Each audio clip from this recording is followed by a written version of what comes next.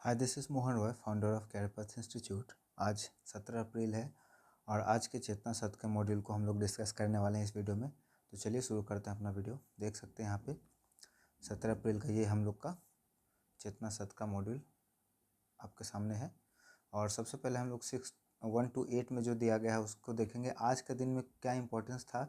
तो गीत सेठी का जन्म 17 अप्रैल 1961 को दिल्ली में हुआ था। वे भारत के बिलियर्ड्स और स्क्रूकर के प्रसिद्ध खिलाड़ी थे। 9 बार विश्व बिलियर्ड्स खिताब जीतने वाले गीत सेठी को 1992-93 में राजीव गांधी खेल रत्न पुरस्कार से सम्मानित किया गया। प्रत्येक वर्ष 17 अप्रैल को विश्व हीमोफीलिया दिवस के रूप में मनाया जाता है। हीमोफीलिया रक्त से जुड़ी एक खतरनाक बीमारी है। ठीक है, इस बीमारी में चोट लगने या किसी अन्य वजह से रक्त बहना शुरू होने के बाद बंद नहीं होता है, जिस कारण यह जानलेवा सिद्ध होती है। हीमोफीलिया एक आनुवंशिक बीमारी है जो महिलाओं की तुलना में पुरुषों में अधिक होती है। इस बीमारी से ग्रस्त व्यक्ति में खून के थक्के आसानी से नहीं बन पाते। ठीक है, आज का विचार का बात करें तो हार तब तक नहीं होती जब तक आप प्रयास करना बंद नहीं करते। मैरी कॉम। सत्य सबसे ऊंचा है, लेकिन सत्य आचरण, सच्चा जीवन उससे भी ऊंचा है। ठीक है, उसके बाद सामान्य ज्ञान का बात करें तो इसमें है पृथ्वी का वह मॉडल क्या कहलाता है जो बिल्कुल पृथ्वी की तरह दिखता है। तो ग्लोब कहलाएगा। दूसरा, नक्शे के ऊपर की दिशा हमेशा कौन सी होती है? उत्तर की दिशा। विश्व का कॉफ़ी का कटोरा किस नाम से जाना जाता है? ब्राज़ील को। उसके बाद सौर ऊर्जा एवं पवन ऊर्जा किस प्रकार के संसाधन? नवीकरणीय संसाधन। रेगिस्तान में पाए जाने वाले रेत के टीलों को क्या कहते हैं? Sand dunes. ठीक है, उसके बाद रीजनिंग का क्वेश्चन है। रीजनिंग आप करेंगे, मैं एक दो बता देता हूँ। देखिए, 50 से 44 हो रहा है, यहाँ पे 6 घटा। ठीक है, 44 से 38 हुआ तो 38 में 2 जोड़ेंगे तो 40 और 4 जोड़ेंगे तो 46। यहाँ से भी 6 घटा। 38 में से 6 घटा तो 32, 32 में से 6 घटा तो 26 और 26 में से 6 घटेगा तो 20। उसी तरह से आप कोई ट्रिक लगा करके इसमें आप बना सकते हैं। आगे अब हम लोग देखेंगे सन।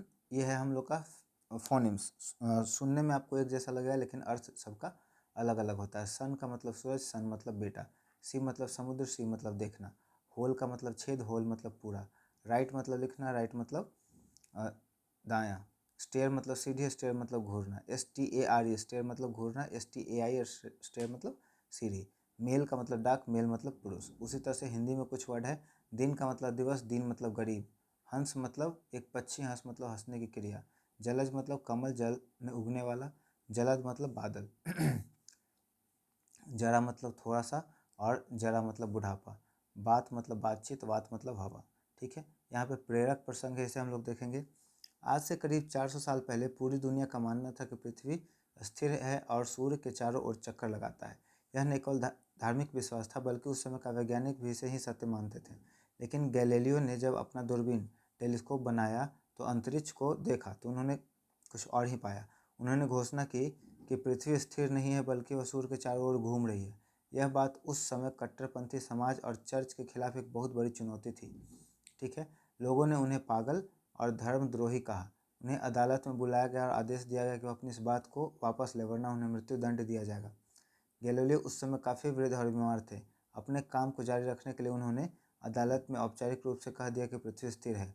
लेकिन कहा जाता है कि जैसे ही वे अदालत से बाहर निकले, उन्होंने ज़मीन की ओर इशारा करते हुए दूरते हुए कहा, एल पुर सी मूव, मगर यह फिर भी घूमती है।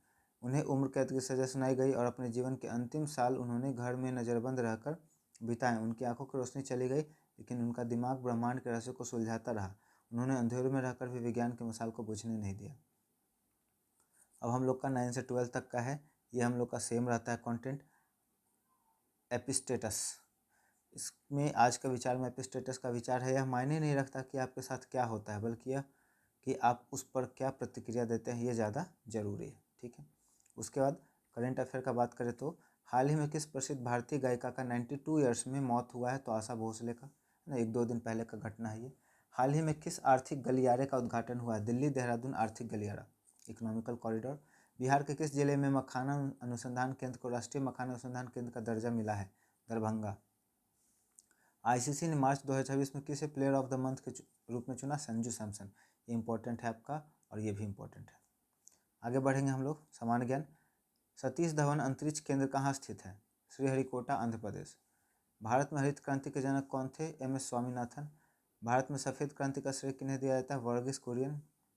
देसी रूप में विकसित कोरोना वैक्सीन कोवैक्सीन को किस कंपनी ने बनाया था? भारत बायोटेक। भारत के प्रसिद्ध पक्षी वैज्ञानिक कौन थे? डॉक्टर सलीम अली। बगले झांकना मतलब निरुत्तर हो जाना, कोई आंसर न होने पर इधर उधर देखना। भगीरथ प्रयत्न करना, असाधारण और कठिन परिश्रम करना। लकीर का फकीर होना, पुरानी परंपराओं या रीति रिवाजों का अंधा अनुसरण करना। विष वमन करना, अत्यंत कटु या जहरीली बातें कहना। Courage, fortitude, difference, disparity, idea, notion, opportunity, prospect, success, achievement. ठीक है, बिहार विशेष यहाँ पे कुछ है। बिहार में डोलोमाइट मुख्य रूप से किस जिले में पाया जाता है? रोहतास में। मिथिला रामायण की रचना किस महान कवि ने की थी? चंदन झा। पटना में गोलघर का निर्माण किस गवर्नर के काल में पूरा होता है? Lord Cornwallis. उसके बिहार में सच्चिदानंद सिन्हा पुस्तकालय की स्थापना किस वर्ष हुई थी? 1924। ये कुछ रीजनिंग के क्वेश्चन हैं, इसे आप कर लीजिएगा। यही छोटा सा हमारा वीडियो था। आपको हमारा अगर प्रयास पसंद आया हो तो वीडियो को लाइक कर दें दोस्तों, और परिवार के सदस्यों के बीच में ज़रूर शेयर कर दें। और अगर आप हमारे चैनल को सपोर्ट करना चाहते हैं तो प्लीज़ चैनल को सब्सक्राइब कर दें। Thank you so much.